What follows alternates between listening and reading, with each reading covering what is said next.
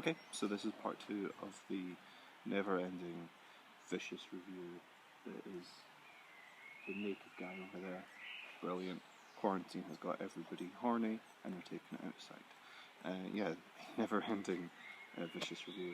It's taken me about a month to do it, but I've got my review here, so I'm just going to read it off because it's just a lot more in depth. I'm discussing Spiciest, the book that gaslit me. And it does not bode well for Booktube, Booktube and reading community. So what I thought about Spiciest is, this is a tough one. The first casual read I've had in a long time, and probably the quickest I've finished a book barring Drive, which, because it's perfect, you can read in a few hours. Read Driven and Drive. A quick shout out and thanks to the Reading Rendezvous, I'll link her stuff, for lending me the copy and agreeing with me that Booktube and Instagram are in fact gaslighting me, not only on this, but on a few other titles.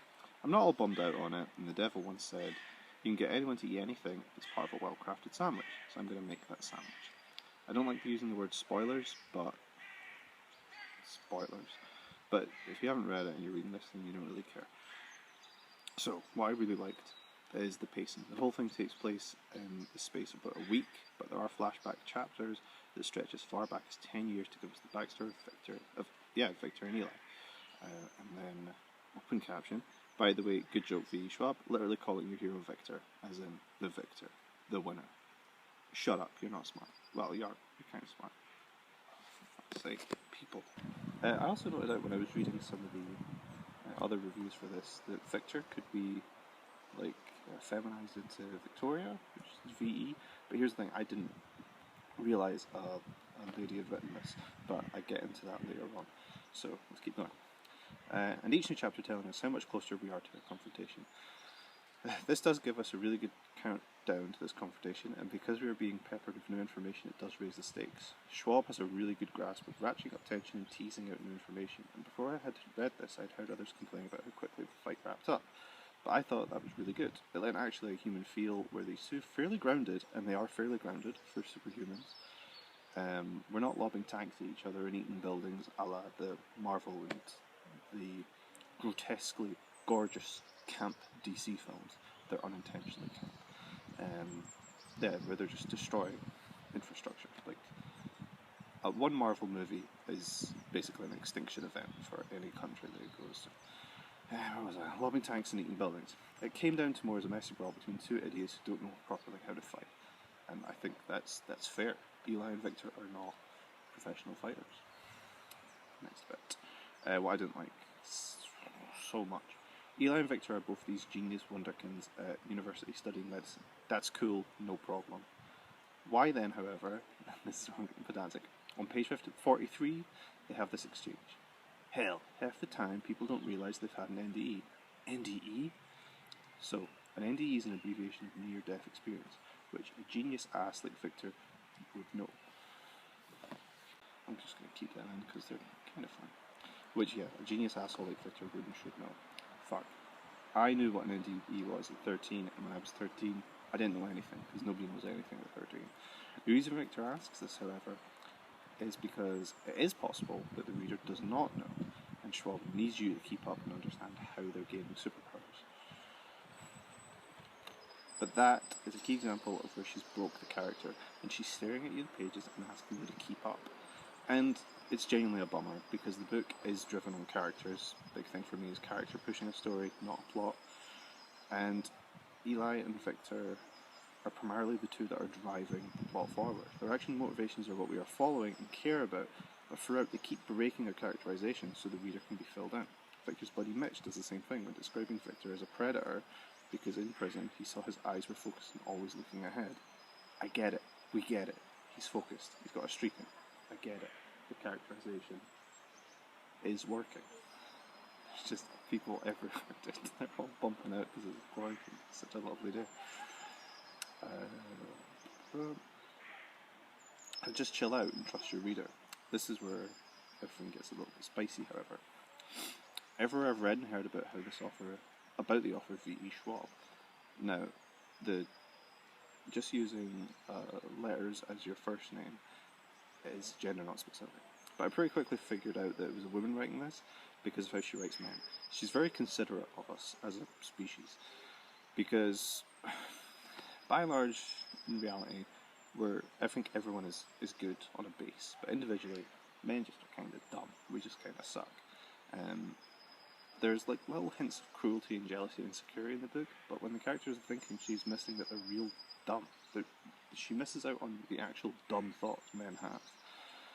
And I really hope the idea of just going with initials was Miss Schwab's idea. I hope she chose to use those initials, and it wasn't from a publisher's.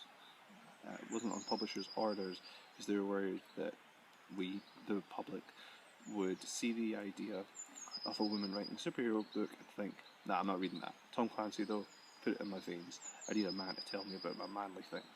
I want that uncut. I don't care that he's dead. I don't care that his books are bad. I ain't reading nothing by a woman.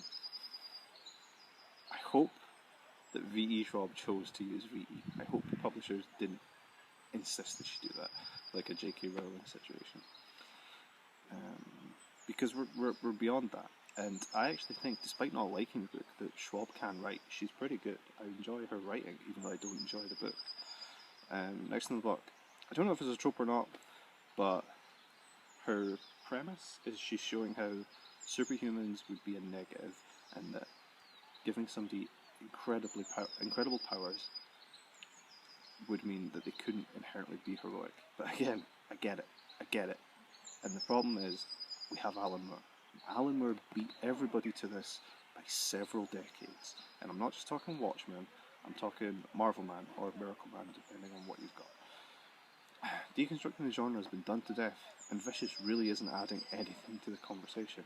These are just broken people with absent parents becoming broken adults, and that, irritatingly, is a real YA cliche.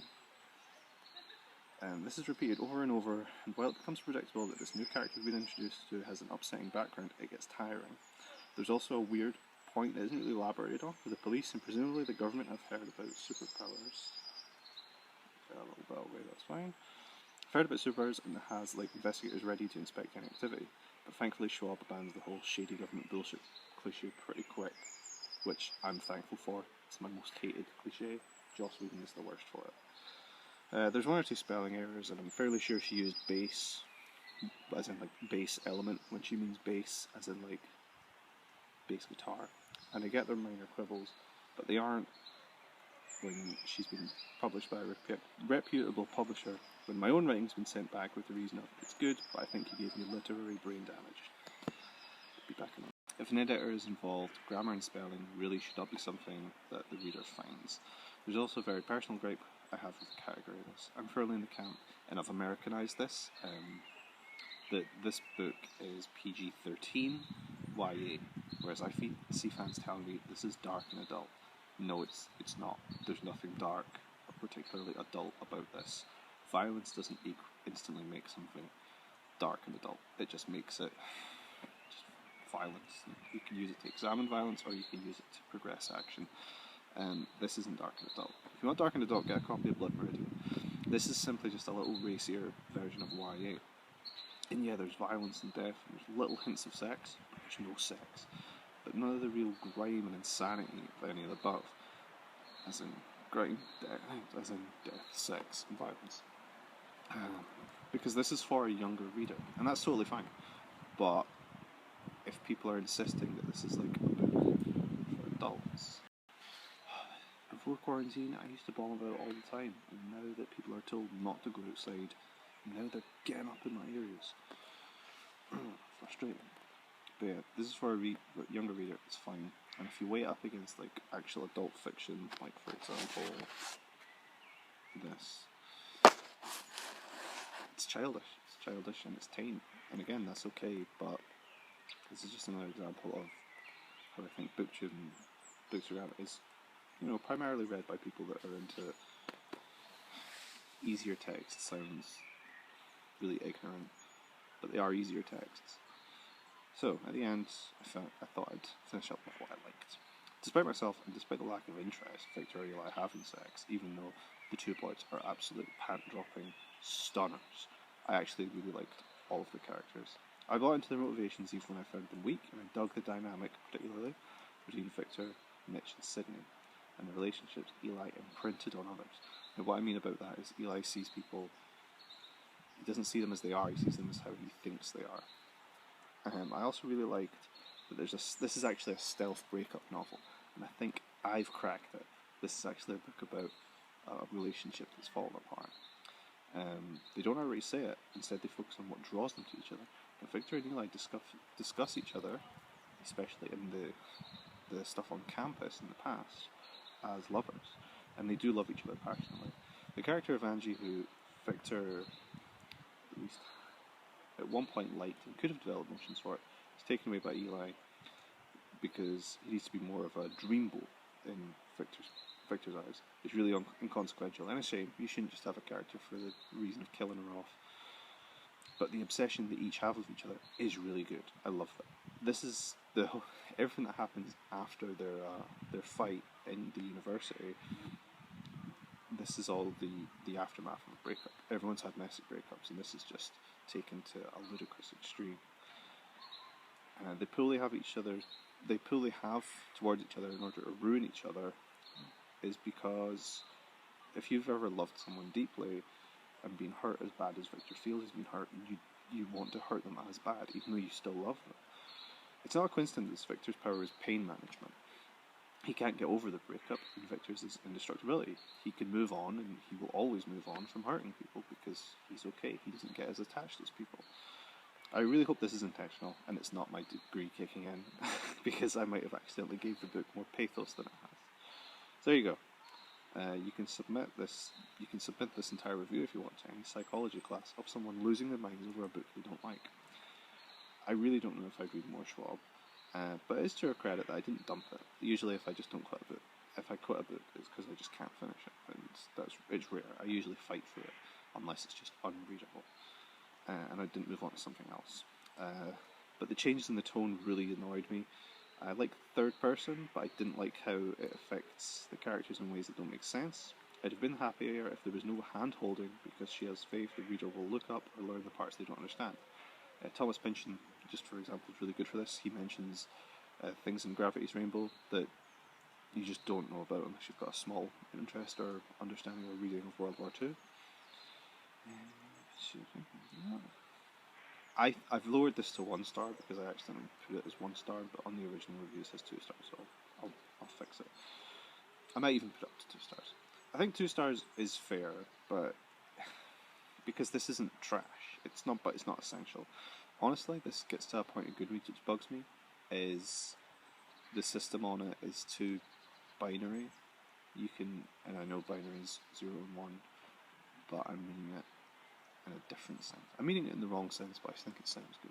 So you can rate it out of 5 stars, but arguably the average would be 2.5, but in the website an average is 3, which I don't think is fair.